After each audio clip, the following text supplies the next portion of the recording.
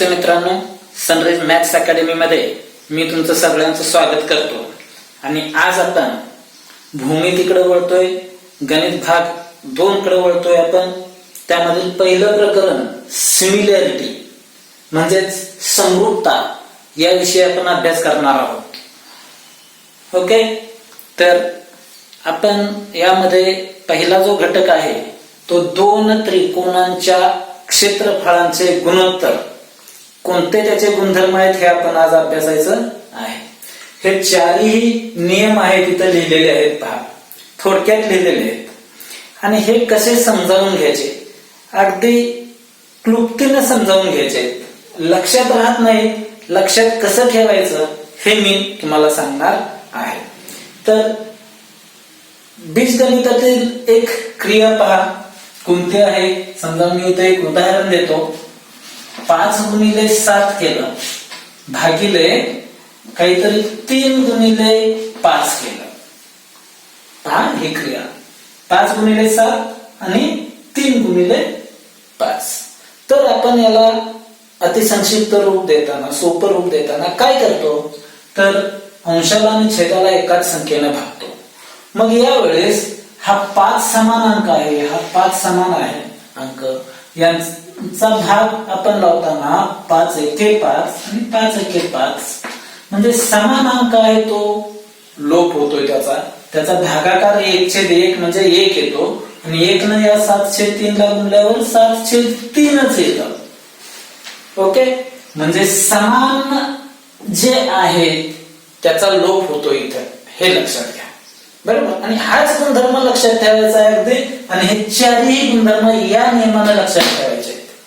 Okay, मग आपण पाहूया कसे लक्षात ठेवायचे आहेत गुणधर्म. तुम्हाला त्रिकोणाच्या क्षेत्रफळाचं सूत्र माहिती आहे, बरोबर. फक्त एक गुणधर्म हा व्यवस्थित समजावून देतो आणि बाकीचे ट्रिक ना आपण पाहूया. बघूया एरिया ऑफ ट्रायंगल ABC बरोबर काय आहे पहा. एरिया ऑफ ट्रायंगल ABC बरोबर बेस कोणता आहे, BC, हाईट AD बरोबर. मग काय होईल याचं क्षेत्रफळ 1/2 पाया गुणिले उंची म्हणजे BC गुणिले AD असं आपण लिहितो. हे तुम्हाला माहितीच आहे, बरोबर. दुसऱ्या त्रिकोणाचं क्षेत्रफळ area of triangle PQR is equal to 1/2 काय QR गुणिले PS बरोबर. आणि जर आपण यांचं गुणोत्तर घेतलं तर या दोन त्रिकोणांच्या क्षेत्रफळांचं गुणोत्तर काय येतं, मला सांगितल्याप्रमाणे 1/2 1/2 भागाकार 1 आला आणि 1 न याला गुणल्यावर हे शिल्लक राहणार आहे. इथं पाया, हा पाया वेगवेगळ्या लांबीचे आहेत, भिन्न आहेत. याची उंची, या त्रिकोणाची उंची वेगवेगळ्या लांबीची आहेत, यांची लांबी वेगवेगळी आहे.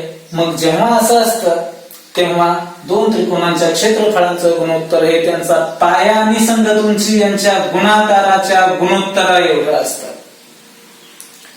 Ratio of areas of two triangles is the ratio of product of their bases and heights. Bases and corresponding heights. Okay? मग आता इथं तुम्हाला काय मिळेल, जर आपण या त्रिकोणाचं क्षेत्रफळ A1 म्हणलं, या त्रिकोणाचं क्षेत्रफळ A2 म्हणलं, याचा बेस B1 आणि हाईट H1 मानली, याचा बेस B2 आणि हाईट H2 मानली.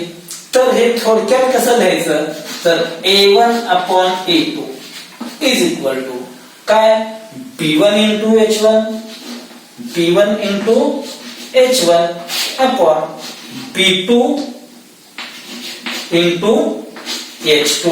1/2 नाहीच होतं.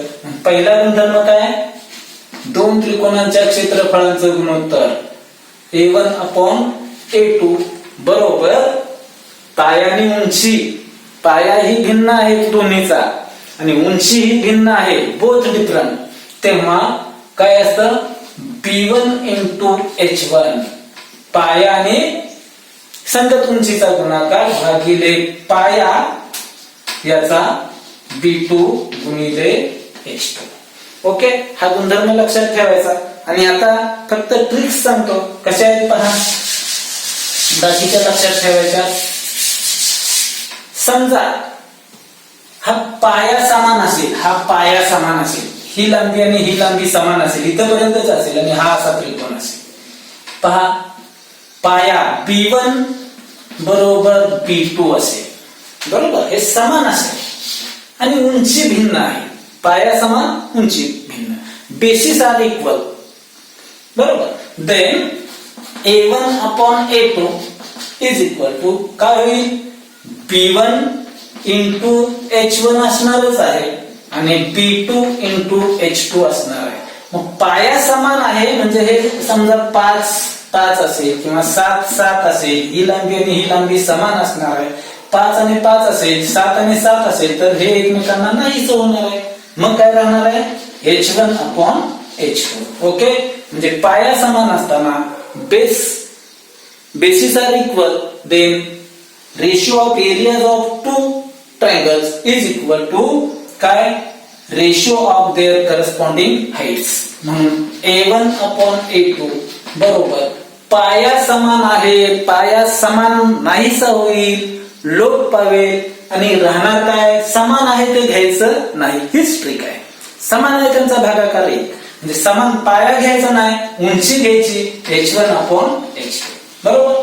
तसंच उंची समान असेल, ही उंची समान केली आपण, उंची समान असेल तर A1 upon A2 is equal to उंची समान आहे ते कट होईल एकमेकांना त्या सूत्रातलं आणि काय राहील उंची समान, मग पायाच्या प्रमाणात असणार आहे. पाया म्हणजे काय B1 upon B2.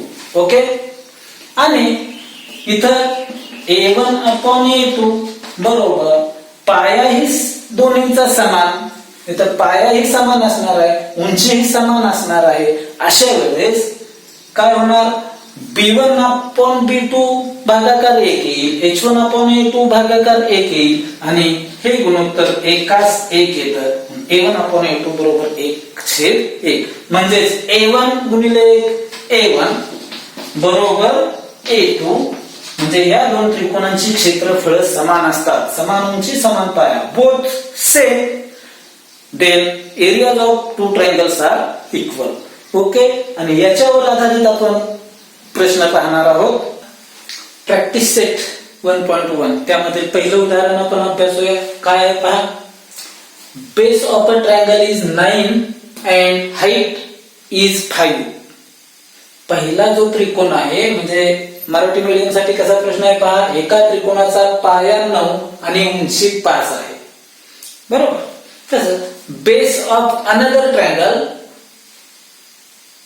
Is 10 and height is 6. पाया किती आहे दुसऱ्या त्रिकोणाचा 10, दुसऱ्या त्रिकोणाचा पाया 10 व उंची किती आहे 6. तर त्या दोन त्रिकोणांच्या क्षेत्रफळांचे गुणोत्तर काढा. Find the ratio of areas of these two triangles. दोन्ही मीडियम साठी प्रश्न लिहून घेतलेला आहे, दोन्ही मीडियम साठी समजावा. लेखन पद्धती एकच ठेवतोय, थोडंसं समजावून घ्या. पहा, here A1 area of first triangle, म्हणजे A1 म्हणजे काय, पहिल्या त्रिकोणाचं क्षेत्रफळ. A2 area of another triangle, दुसऱ्या त्रिकोणाचं क्षेत्रफळ A2 म्हणूया आपण. A1 पहिल्या त्रिकोणाचं क्षेत्रफळ, A2 दुसऱ्या त्रिकोणाचं क्षेत्रफळ. आणि पहिल्या त्रिकोणाच्या या बाबतीत काय माहिती दिल्या, base of a triangle is 9. एका त्रिकोणाचा पाया 9 आहे, बेस 9, B1 बरोबर 9 आणि H1 बरोबर 5. उंची किती आहे 5 आहे, पहिल्या त्रिकोणाच्या बाबतीत आहे. दुसऱ्या त्रिकोणाच्या बाबतीत B2 10 दिलाय बघा. Base of another triangle is 10, base of another triangle is 10 and height 6, म्हणजे काय B2 बरोबर 10 आणि हाईट म्हणजे H2 बरोबर 6.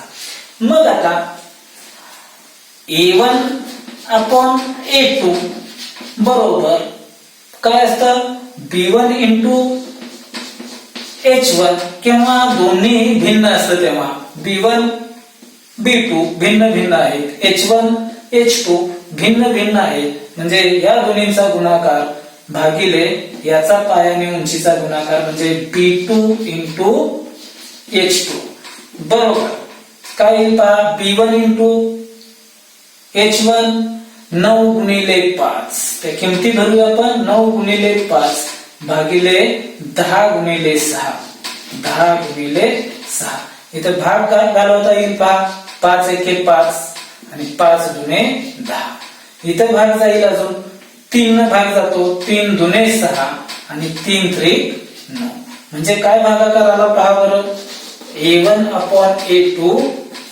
बरोबर 3 गुणिले 1 3 आलं आणि 2 गुणिले 2 इथे 4 आलं म्हणजे दोन त्रिकोणांच्या क्षेत्रफळांचं गुणोत्तर हे 3/4 असं येईल म्हणजेच काय येईल 3/4 असं लिहिलं तरी चालतं किंवा असं लिहिलं. पुढचा प्रश्न इन फिगर इफ RQ बरोबर 6 RQ बरोबर 6 PS बरोबर 6 PS 6 आहे आणि PR 12 आहे PR किती आहे 12 आहे. मराठी मीडियम साठी सुद्धा तसाच प्रश्न आहे.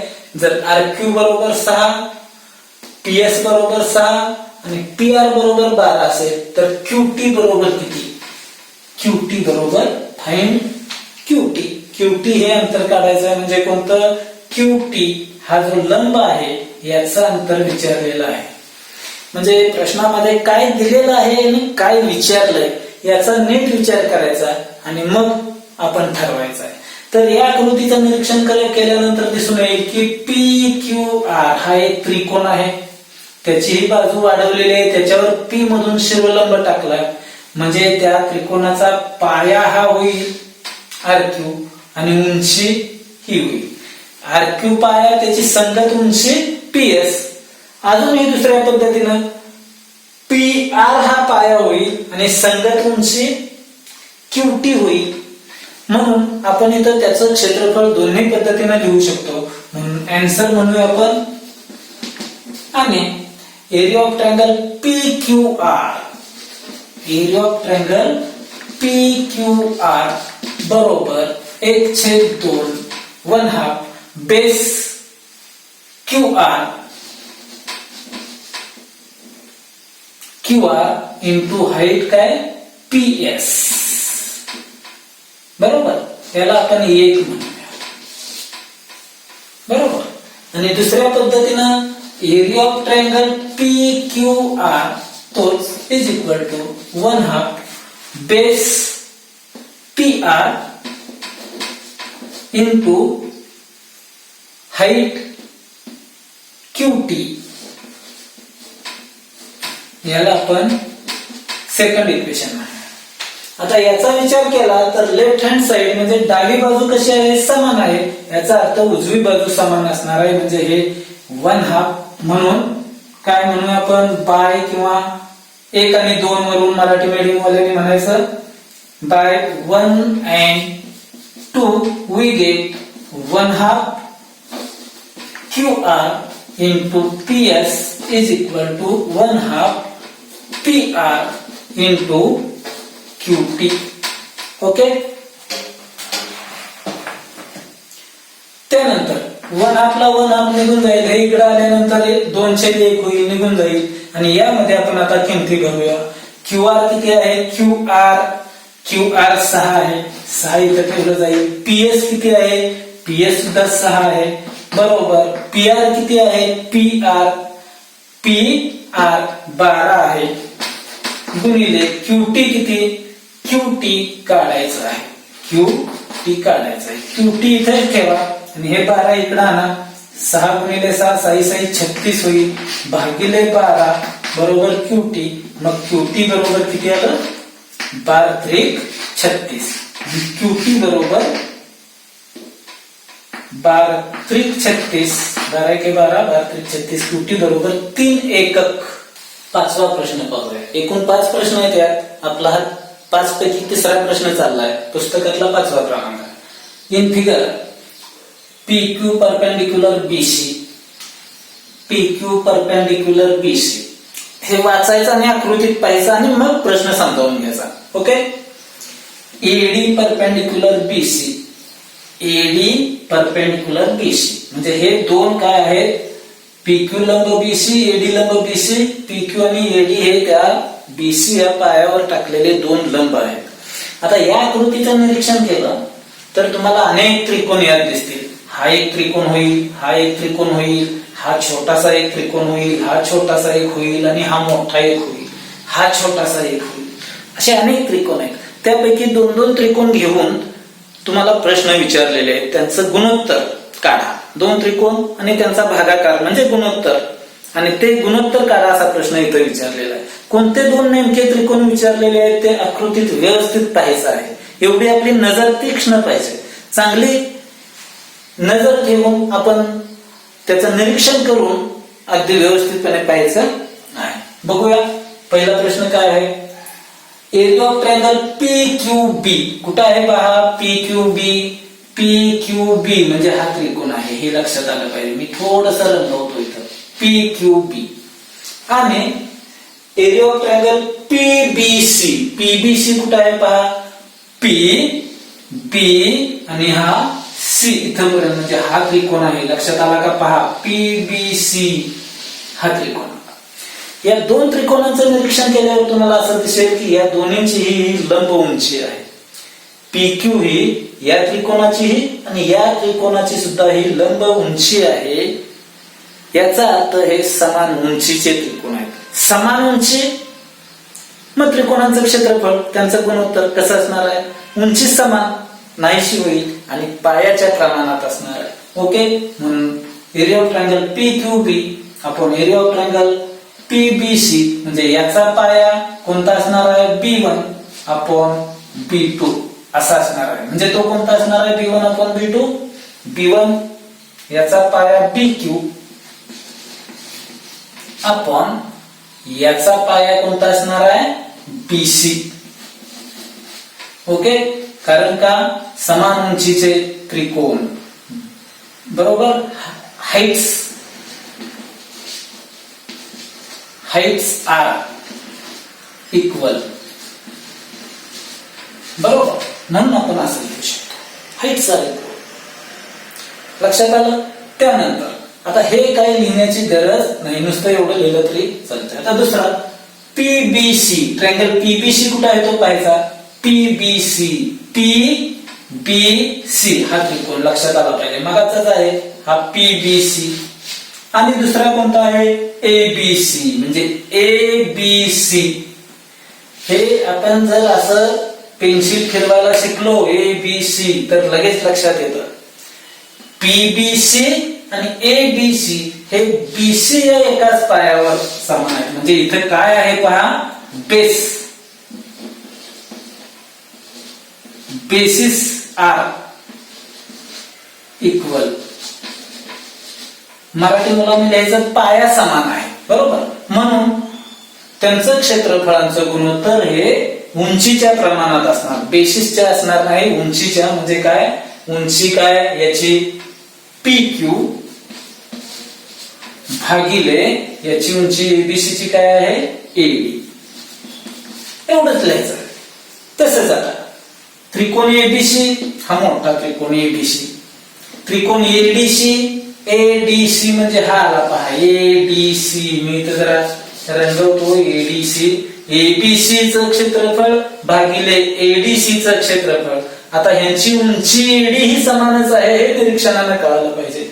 मग त्यांचा पाया BC, ABC चा पाया BC भागिले ADC चा पाया हा DC असणार आहे म्हणजे DC हे गुणोत्तर आलं. ओके. त्यानंतर पुढचा का तर पाया समान उंची समान. मराठी मीडियम वाल्याने असं लिहायचं उंची समान आणि इंग्रजी वाल्याने काय हाइट्स आर सेम बरोबर. त्यानंतर चौथं area of triangle ADC ADC हा आणि पीक्यूसी यांचं एडीसी आणि पीक्यूसी यामध्ये पायाही भिन्न आहे, उंचीही यांची भिन्न आहे. म्हणजे काय, एडीसीचा पाया कोणता, एडीसीचा पाया डीसी आणि गुणिले उंची कोणती एडी भागिले याचा पाया बीक्यू गुणिले उंची कोणती पीक्यू. कारण का इथं दोन्हीही भिन्न, काय डिफरंट, बोथ आर काय डिफरंट. बोथ म्हणजे हाईट ही डिफरंट आहे आणि बेसिक डिफरंट आहे. ओके, लक्षात आलं. पहा, 2 प्रश्न राहिलेत, सोडवण्याचा प्रयत्न करा. विषय समजला असेल हा आपला आजचा घटक, तर चॅनेल लाईक करा, शेअर करा आणि सबस्क्राईब करायला तरी अजिबात विसरू नका. म्हणजे नंतर होणारे अपलोड होणारे जे व्हिडिओ आहेत ते पहिल्यांदा तुम्हाला पाहायला मिळतील. ओके, धन्यवाद.